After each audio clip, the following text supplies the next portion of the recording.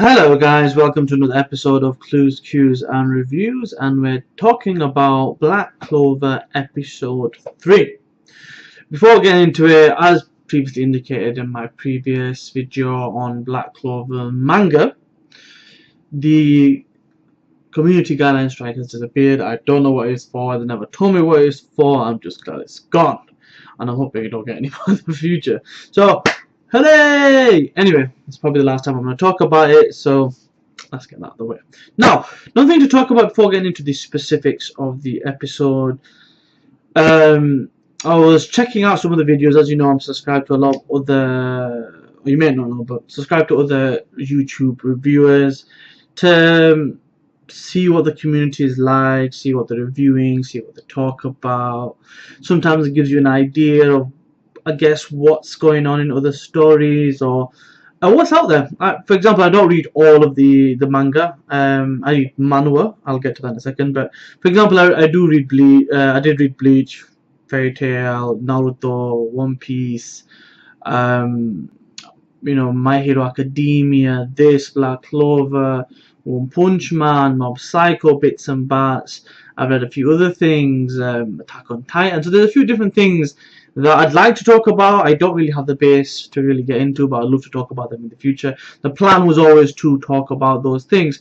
A lot of things are finished, but hopefully one day, if I build enough of a base, I will talk about them. But I checked them out. To give you a few names, obviously you've got the top with the most subscribers at the moment. You've got Forever World, Roger's Base, Chibi, Soy 7 Mage, to name a few. So these are the kind of people I'm subscribed to. It was interesting that Chibi brought up something about Black Clover, being that essentially where he found out that there's 51 episodes, and I was like, yes. Why? Because essentially this explains the pacing, and essentially what they're doing is world building. To give you a bit of a heads up about the situation, the author of this story wrote another story, Hungry Joker, I believe it was, and that didn't last that long.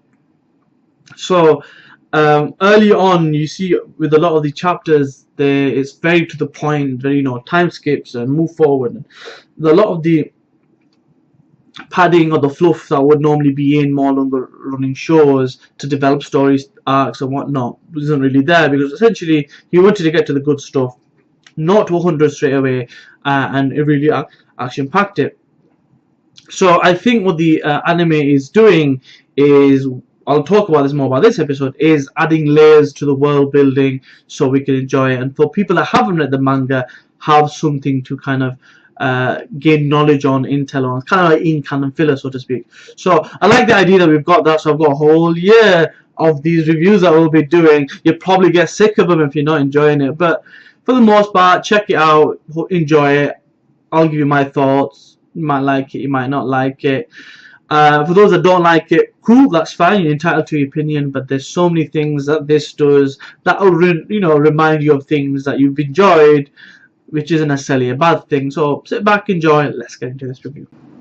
So, the episode 3 is essentially the journey to the next main goal, which is essentially the entrance exam to the Royal Knight.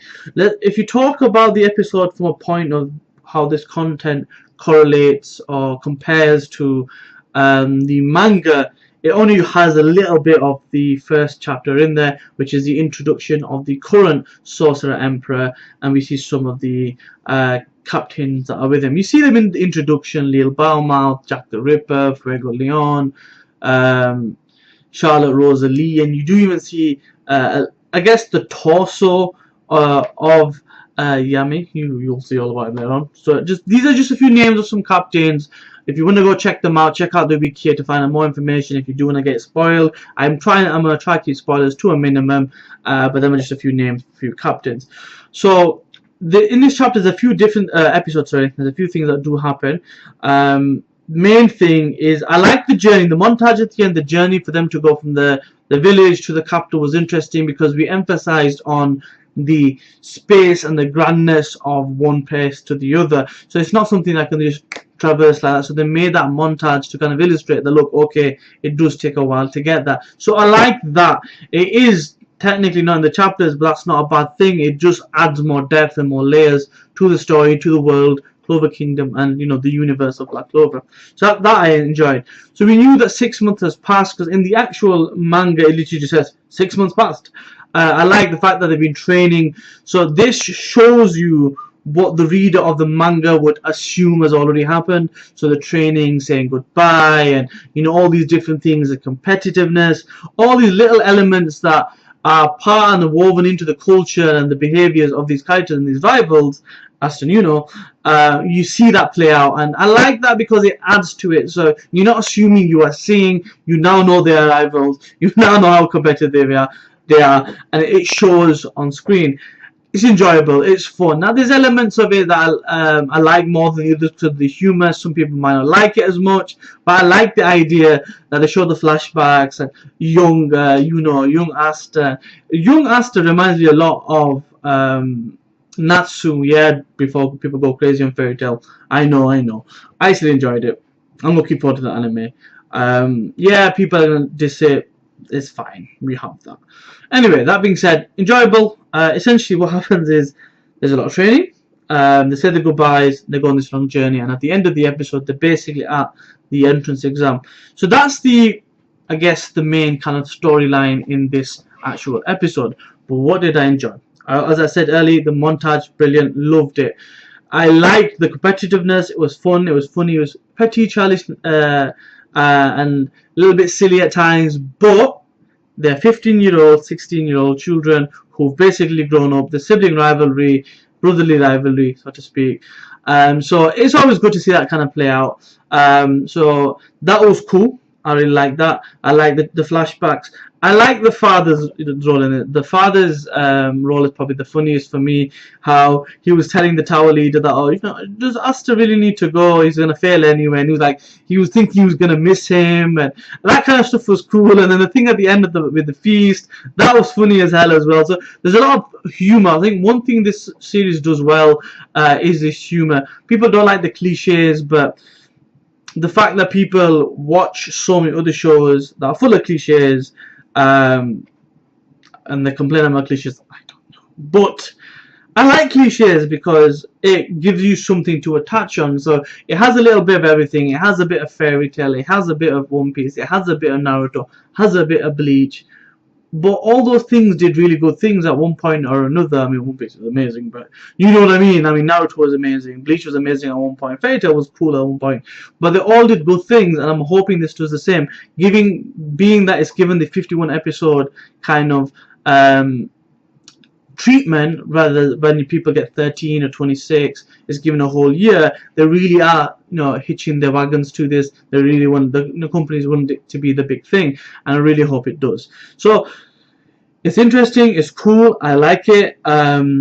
Nothing crazy has happened yet, but it's building towards that. Give it its time. You'll see when the stuff hits the fan, so to speak. You'll begin to see why I enjoy it so much. But that's pretty much it. Like, comment, share, subscribe, all the good stuff. So there's a lot of stuff that I guess, excluded. I've not really been very specific in this. What I'd like for you to do, for those that do watch this, is, for those who can, leave a comment and tell me what you liked about the episode, what you didn't like about the episode, and what you're hoping to see next time in episode 4. And then we'll go from there. I want to build a community. I want to build a conversation, a dialogue of like-minded individuals who either like or dislike a manga, who can share their opinions and have a good time while we're doing it. But that's all for me today, guys. See you next time. Peace.